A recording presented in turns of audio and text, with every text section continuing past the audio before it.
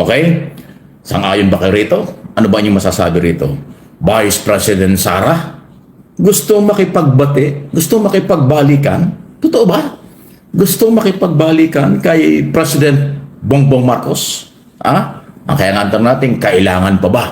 Ayan, okay? Kasi yung kanyang mga pahiwatig, mga interview lately, parang nagpapasalamat na kay BBM dahil nabuo daw yung kanilang pamilya at may pahiwatig na parang hindi na siya masyadong pumipitig kay BBM. Hindi daw siya nananawagan ng resign BBM. Okay? Parang hindi na siya bumabanat ngayon kay BBM. Ang dating, parang gusto na makipagbati, makipagbalikan kay PBBM. Kaya nga ang tanong, at kayo ang dapat sumagot doon, ng mga nanonood na kikinig, kailangan pa ba na magkabalikan ang Pangulo at ang pangalawang Pangulo sa kanilang relasyon bilang Pangulo at pangalawang Pangulo matapos ang halos magtatatlong taon na paninira, panlalait, pagbabanta sa buhay? Ayun po yun eh.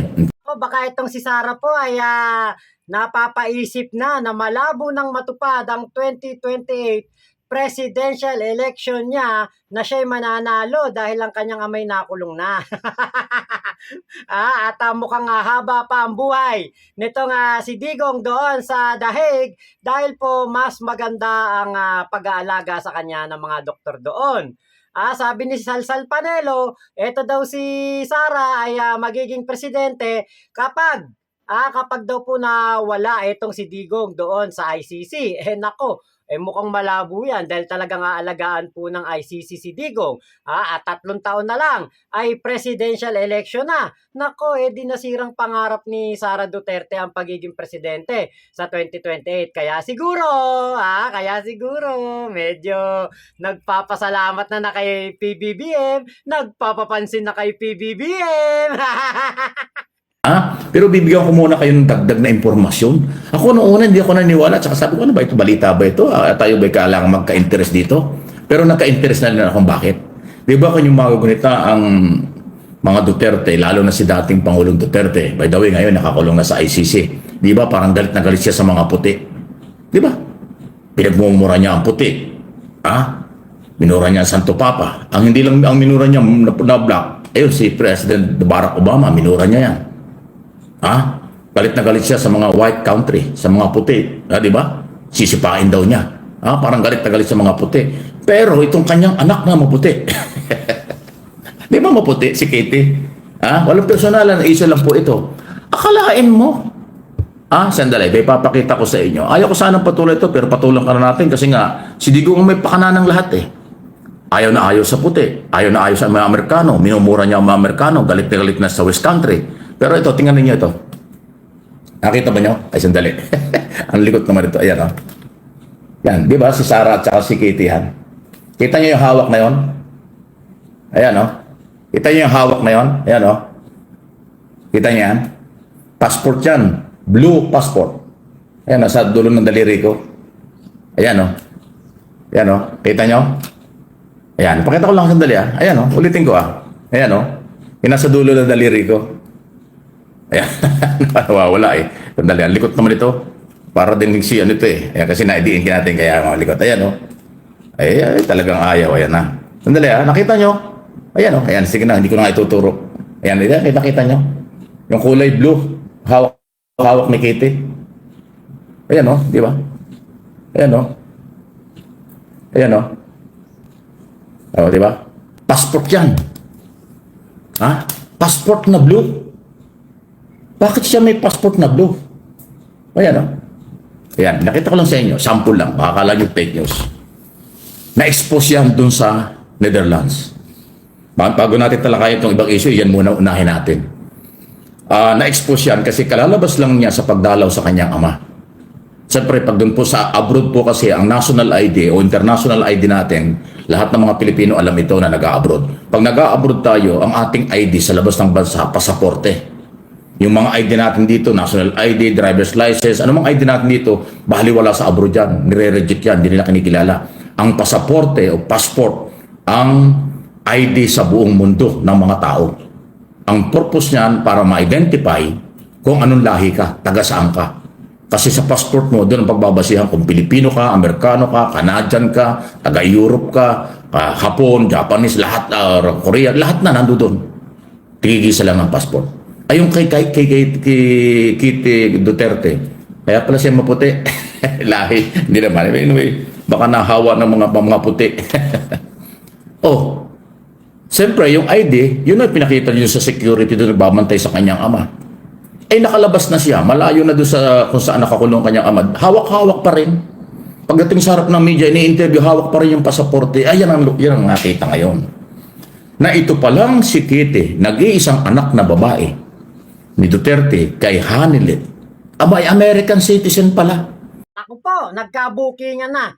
Na ito nga si Kitty ay isang American citizen at kitang-kita nga po yan sa mga posts, sa mga video, nakikita natin na itong si Kitty Duterte ay may hawak-hawak na American passport o US passport. Nako, naloko na talaga palang si Digong ay ipokrito, di ba? Kasi biruin mo, minumura mo yung mga presidente ng Amerika, ayaw na ayaw mo sa mga puti. At nung si Digong ang presidente, yung pong mga military exercise kasama ang mga Amerikano, pinahinto niya.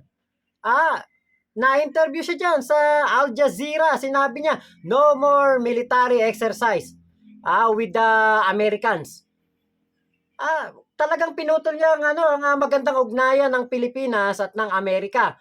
Kaya po ngayon, malaman-laman natin na ito palang si Kitty, anak ni Hanilet at ni Digong ay American passport holder pala. At itong balita ko, pati itong si Hanilet ay American passport holder din dahil ito po ay nagtrabaho daw po bilang nurse. So siguro baka doon na-acquire ni Kitty ang kanyang passport doon sa pagiging American citizen dahil ang kanyang nanay, di ba, mas pinili na maging Amerikana. So ito po, di ba, kumbaga, yun yung yun yung napaka-ironic. Kung si Sara Duterte nagpapasalamat kay Bongbong Marcos dahil naging maayos daw ang kanilang pamilya dahil sa pagkakakulong ni Digong na hindi naman dapat si PBBM ang pinapasalamatan kung hindi si Trillanes.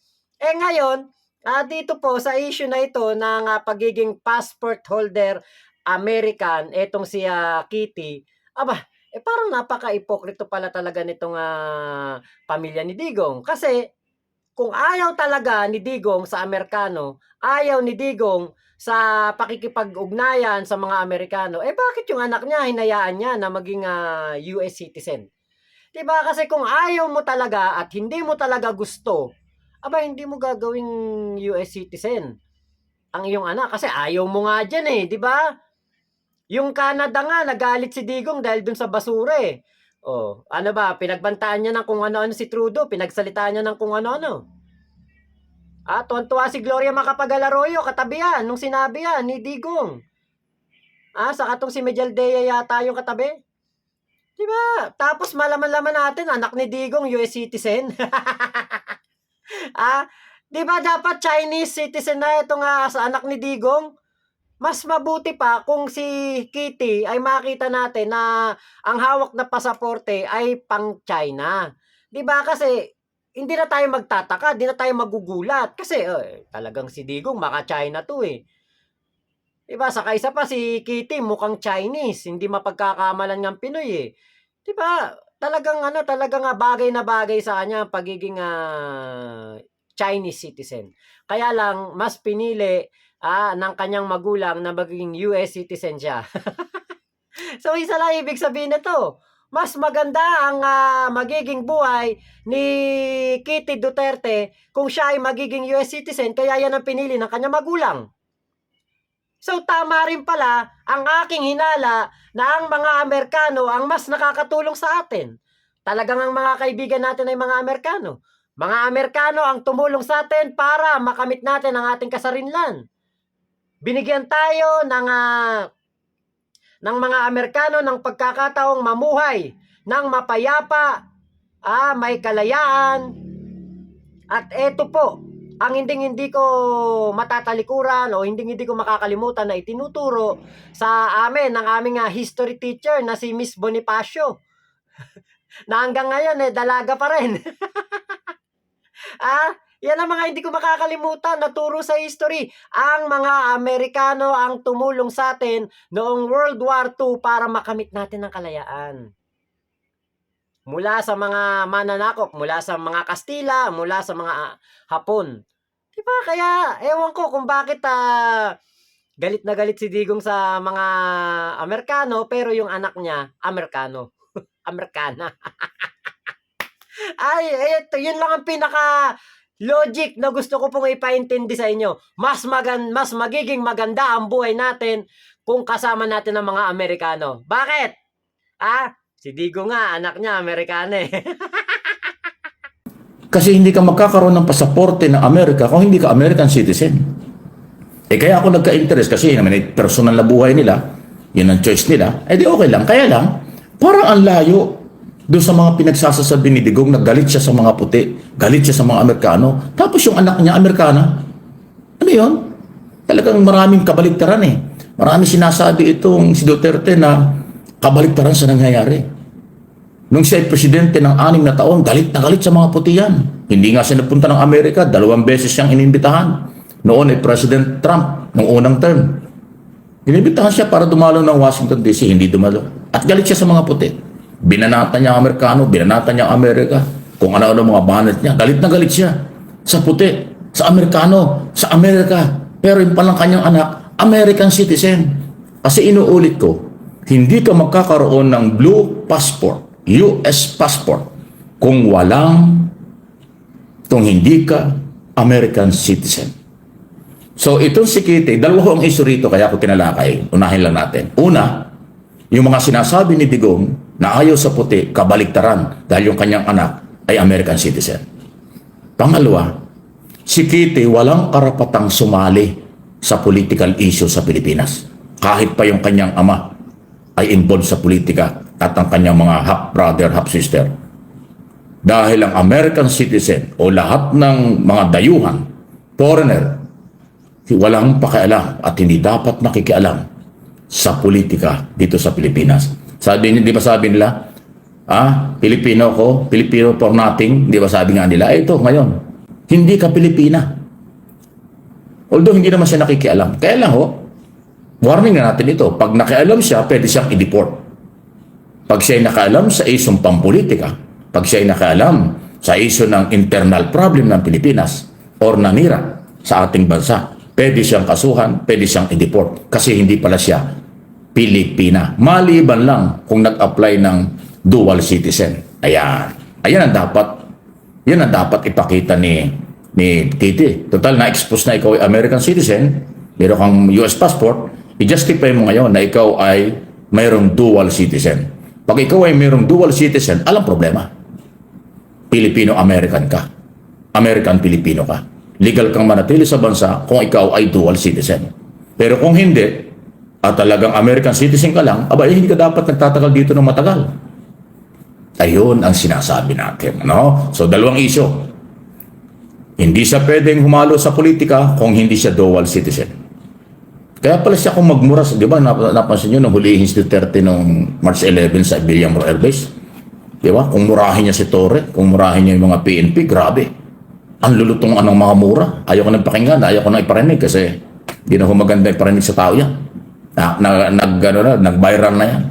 Yung matinding sigaw at pagmumura nitong si Kitty Duterte. Kaya naman pala sa galit na galit sa mga pulis, pala si American citizen. Naloko na. Nabulyaso na. Pero again, ulitin ko, walang personalan, issue lang. Kung si Kitty ay dual citizen, ala namang problema ron. Pero kung siya ay walang dual citizen, American citizen siya, may problema. Turista siya rito sa Pilipinas. At ang isang issue, yung malayo sa sinasabi ni Duterte, siya ay galit sa mga puti, galit sa Amerika, tapos yung kanyang anak ay ganun. Hindi ko alam kung siya ba ay nag-apply bilang para maging American citizen o siya ay pinanganak sa Amerika. Hindi natin alam. Ayan, nabulgar tuloy. So yung bata pa kasi si Kitty, yung walang pag-iingat Naglalakad ba naman siya, hawak-hawak niyang passport natural, makikita yan. Sa dami ng photographer, cameraman, lahat ng galaw ng mga yan makikita. Ay hawak-hawak na ganun bago niya ilagay sa bag. Pati nga yung bag, nakita pa, Prada, mahal na bag yun. Mga social talaga ito si Kitty. Pati nga yung mga kwintas, nabanggit pa. Anyway, wala na akong pakala doon sa kwintas, sa kabag nabanggit ko lang. Yung passport, dapat kasi paglabas niya doon sa kung saan nakakulong yung ama niya, dapat tinago na niya. Kasi dahil kabataan, bit-bit yung passport, naglalakad hanggang sa harap ng media, bit-bit, ay yun na kinuha ng picture. Sa hindi niya may di-deny. So, hindi Philippine passport ang ginagamit pala niya. Naloko na, kasabit-sabit tuloy. Anyway, so bahala kayo. Yan ay aking binabalita lang sa inyo. Kung maalala po natin, minura nitong si Kitty Duterte, itong si General Torre, at nakikisali po siya sa ginagawa ng ating mga law enforcement noong itong si Digong ay hinuhuli. Kung si Kitty Duterte ay American citizen, naku, hindi niya pwedeng gawin yun. Hindi siya pwedeng makisali, humarang, or mag-participate sa kahit anuman lang na political gatherings o pagtutol sa mga hulihan. Obstruction of justice na nga yan, di ba, kapag ikay Pilipino. Kapag meron kang partisipasyon na gusto mong ihinto, ipatigil o harangin ang paghuli sa isang tao na merong warrant of arrest. Tapos kung itong si Kitty Duterte ay American citizen at hindi po siya dual citizenship ang kanyang hawak na pasaporte, nako, meron palang dapat kaharapin na kaso itong si Kitty. Sana nga dual citizenship ang kanyang hawak. Sana ito'y maimbestigahan at mapatigna ng ating General Torre sa Bureau of Immigration, sa DFA, kung saan ba ito pwedeng paimbestigahan. Baka etong si Kitty Duterte ay merong dapat sagutin sa ating batas dahil kung siya po ay turista, para siyang si Vitali. Diba, itong si Vitali, nakita nyo ay yung vlogger na hinuli. Diba, ito ay namahiya ng mga kababayan natin, ng mga security guard, na gumamit pa ng tricycle at binangga pa yung tricycle sa jeep. Diba? Tapos itong si Kitty, kung ito isang turista lang dito sa Pilipinas, at siya ay nakikisali sa mga operasyon ng CIDG chief, baka meron po talaga siyang nilalabag na tawag dito, na batas ng ating bansa dahil lang limitado lamang ang pwedeng gawin ng isang turista, yung mamasyal ka lang. Pero kung meron kang gagawin na pagharang katulad niyan sa paghuli sa isang taong wanted, sa isang taong may warrant of arrest, hindi ka pwede nang makisali dyan. So, which is which? Ngayon po, naisip ko din, kaya siguro itong si Hanilet ay hindi po sumama noong araw na yon sa kanyang asawang si Digong papunta po ng The Hague sa Netherlands ay dahil makikita na ang kanyang pasaporte ay American passport, US passport. Pero alam nyo, ito, naisip ko mas pipiliin ni Hanilet siguro maging American citizen Diba? Hindi dual citizenship Hindi dual. O etong si Kitty, hindi dual. Kasi, naisip ko lang baka po mas gugustuhin nila na talagang maging American citizen si Kitty kasi syempre, mas maganda ang mga benefits at mas maganda po ang kumbaga sa pag-aaral, sa health, 'di ba? Maganda po ang programa ng American government diyan. Baka itong si Hanilet dahil nga American citizen na rin siya, dahil nga daw po nagtrabaho ito sa Amerika, 'di ba? Baka kaya hindi siya sumama kay Digong kasi makikita ng ating mga government official na siya ay may hawak na American passport. Nako. Ito ang dapat na maimbestigahan talaga ng ating mga kapulisan kasi si Hanilet ay kitang-kita na nakit po ng isang tauhan ng SWAT. Pinukpok niya ng cellphone at napakalaki po ng bukol na tinamo nito. Kung siya isang turista lamang dito sa ating bansa, turista si Hanilet, turista etong si Kitty Duterte, naku, meron silang malaking paglabag sa batas ng ating bansa. kung hindi sila yung mga hindi na mga Pilipino, hindi sila dapat makisali sa ganyang mga kaguluhan. Hindi sila dapat nakikisali sa law enforcement. Hindi sila dapat na nanakit ng SWAT, 'di ba? Naku po, naloko na. Pinukpok ng cellphone yung SWAT. Si Kitty, minura si General Torre, makailang beses niyang minura. 'Di ba? So, ito ang abangan natin. I-chat ko si General Torre. Ito na, balikan na natin itong ating lehitimong issue ngayon. Okay? Ito nga pong unahin natin itong Vice President Sara. Gusto ngang makipagbati, makipagbalikan, makipagkaibigan ulit kay Pangulong Marcos Jr. Kaya nga ang tanong natin, kailangan pa ba? Ayan o. Kayo pong mga nanonood, nakikinig, mga followers, viewers, subscribers ng Mike Abe Opinions at MM Pinay TV, MA Pinay TV, kayo po malaya makapag-comment dyan dahil alam naman ninyo, hindi ko na ikukwento kung more or less ang mga ginawa ni Sara. Kasama sa article of impeachment na hindi pwedeng i-deny yung kanyang pagbabanta sa buhay ng Pangulo. Dahil meron siyang inutusan base dun sa kanyang press conference noong November 23, 2024 ay inimbestigahan ng NBI, kaya nga siya kinasuhan sa Justice Department, pero kasama sa article of impeachment sa kanyang pag-uutos na kunin ang buhay ng Pangulo, First Lady at Speaker of the House. Tapos ngayon gusto daw, ang dating ay parang gustong makipagbalikan, makipagbati, makipagkaibigan ulit dahil nakulong na ang kanyang ama. Dahil nagkabalikan na daw ng loob, nagkaroon na ng magandang relasyon ang dating Pangulong Duterte at saka si Inday. Matagal pa lang hindi magkaganda talaga ang relasyon yan. Ayan, ngayon okay na sila. Ganun ba yun? So ano yan, drama? Nako, nagdadrama lang ba si Inday? Nagpapasakay lang ba si Inday? Naghahanap lang ng kakampi kasi bagsak na talaga sila? Okay? Ibig sabihin, nakulong na talaga. Wala na silang magagawa. Kahit na maglupasay, ang balita ko nga, babalik na siya rito. Dapat lang. Inday, bumalik ka na. Vice President ka. Anong ginagawa mo dyan?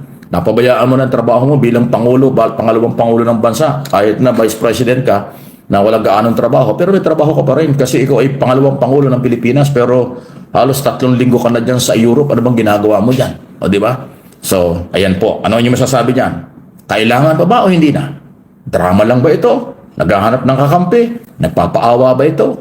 Anong tingin ninyo? Tinatanong ko lang po. Okay? Kayo mga DDS, baka gusto rin yung anong tingin nyo? Huwag lang yung pagkatrol ang dating. Sa tingin ba ninyo, seryoso si Inday? O sa tingin ninyo, hindi naman gagawin ni Inday? Kung hindi niya gagawin, okay lang. Hindi naman kailangan. Baka sabihin ng mga DDS, ay hindi gagawin ni Sara Duterte yan. Magpapakumbaba? Makipagkaibigan ulit kay Bongbong Marcos, ay hindi gagawin niya. Hindi, huwag. Mas maganda nga. Hindi naman kailangan. Diba? So ano nga ito? Kaya nga, ang tinatanong ko yung matitinong Pilipino, yung mga Marcos loyalists, Marcos supporters, Marcos followers, na nagmamahal at nagmamalasakit ng totoo kay Pangulong Marcos. Pangulong Marcos, hindi Jaime Marcos. Yung Jaime Marcos, iba na ang galaw nun eh. Yung Marcos na totoo, yan ho yung totoong kinakampihan ng maraming Pilipino. Ano ang inyong masasabi niyan? Kailangan pa ba o hindi na? Ayan, malinaw po yan At uuwi na nga daw po talaga etong si Sara dahil po ay natapos na ang kanyang misyon doon sa Dahig. Mukhang nakumpleto niya na ang legal team nitong kanyang ama. Ngayon nakita nga natin na etong si Sara ay baka gusto nang sumipsip na naman kay PBBM dahil na-realize niya na wala namang ginagawang masama si PBBM sa kanila at siguro naisip niya na si PBBM ay isang tunay na kaibigan at never ka talaga nitong kakalabanin. Kahit na kinalaban nila ng kinalaban si PBBM, never pong naggawa ng kahit anumang ikakasama ng mga Duterte si PBBM. Never siyang sumagot sa mga batikos, never siyang pumalag sa mga nagbigay ng mga pahayag na katulad ng ginagawa ng mga Duterte na magsasalita rin ng pangit, 'di ba? Napakadesente ng ating pangulo at napakabait po nito kaya siguro natauhan na si Sara Duterte. Pero 'di ba, huwag tayo basta-bastang mahulog sa mga magagandang ngiti, matatamis na ngiti nitong si Sara Duterte dahil may posibilidad na ito po ay nagbabalat kayo lamang. Dahil nga siguro naisip niya, naku, mukhang malabo na ako maging presidente sa 2028 mukhang wala na ang aking kinang dahil ang kanyang ama ay nakulong na alam natin na siyang malakas na taga-kampanya ng mga PDP laban senatoriables at sa darating na 2028 election ay napakalakas na advantage kung nandiyan pa si Digong. Kaya lang, wala na si Digong, so kailangan ni Sara ng makakapitan para po matupad niya ang kanyang pangarap na maging presidente. Nako, delikado. Sana hindi po ako tingin ko naman hindi naman mauuto ni Sara si PBBM at tingin ko ay hindi naman basta-basta maniniwala si PBBM sa mga ganyang pasasalamat na yan. 'Di ba? At si PBBM po ay matagal na tong politiko. Tingin ko ay alam niya na kung sino ang nagbabalat kayo at kung sino ang nagsasabi ng totoo. Kung sino yung talagang mayroong magandang mithiin para sa bayan, 'di ba? So we will leave it to our president kung ano ang kanya magiging desisyon. Kung tatanggapin pa ba niya si Sara, wag na sana. Or ito ay kanyang iisnabin na hanggang 2028. So, sa ngayon po ay chinat ko ang ating General Torre. Mukhang busy siya. 2 hours ago siya na online. So, hindi pa niya nakikita ang aking chat. Tinanong ko sa kanya itong kung ano ba ang masasabi niya dito sa si Kitty Duterte ay may hawak po na pasaporte ng Amerika. So, ibig sabihin, si Kitty Duterte ay isa pong passport holder ng Amerika at yan ang ginamit niya na pagparepresenta doon po ng ID sa dahig sa ICC na bago ka makapasok hanapan ka ng identification at yan ang kanyang pinakita. So, etong si Sara at etong si Kitty ay 'di ba magkapatid sila pero magkaiba sila ng mga lahi. Si Sara ay may lahing German, si Kitty ay may lahing half Dabawenya, half Filipino. Kasi hindi naman to talaga Amerikano 'di ba? Half Dabawenya, half Filipino. Yun ang ni Kitty. So abangan natin kung ano bang mga posibilidad na lumabas na kaso dito kasi kung talaga pong mga American citizen na etong mag-ina na to, tinitignan ko blue tignan natin US passport. Blue US passport. Tignan natin. US Blue Passport meaning. Okay, sinagot na ni Google. The Blue US Passport, also known as a regular or Type P passport, is the most common type issued and is used for personal travel, including for business, employment, education, tourism, and as a member of an international flight crew. Ay, American citizen niya talaga. Diba? US citizen nga talaga kasi etong passport ni Kitty ay kulay blue. So ibig sabihin, etong passport na ito ni Kitty ay nagre-representa na siya po ay isang talaga American citizen. Okay, federal blue daw ang tawag diyan. Yun ang tawag daw po dyan, federal blue, yung passport na hawak ni Kitty Duterte na kitang-kita natin dito. Ito, nasa Google naman yan pala yung yan pala yung hawak.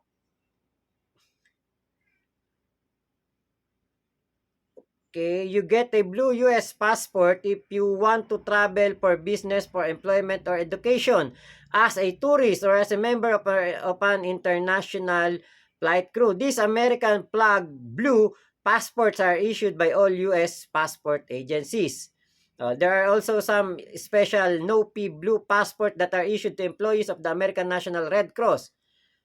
Okay. Diplomatic pala yung ano. So, ibig sabihin, Blue US Passport Tourist or Type P, ah, ibig sabihin pala, ito talagang si Kitty Duterte ay ano, American citizen nga. So, hindi niya pwedeng mura-murahin si General Torre. So anyway, hintayin natin ang sagot ni General Torre dito po sa issue na ito at atin po siyang chinat na. Pero 2 hours ago siyang online. So ibig sabihin si General Torre po ay busy. Sabado ngayon ano.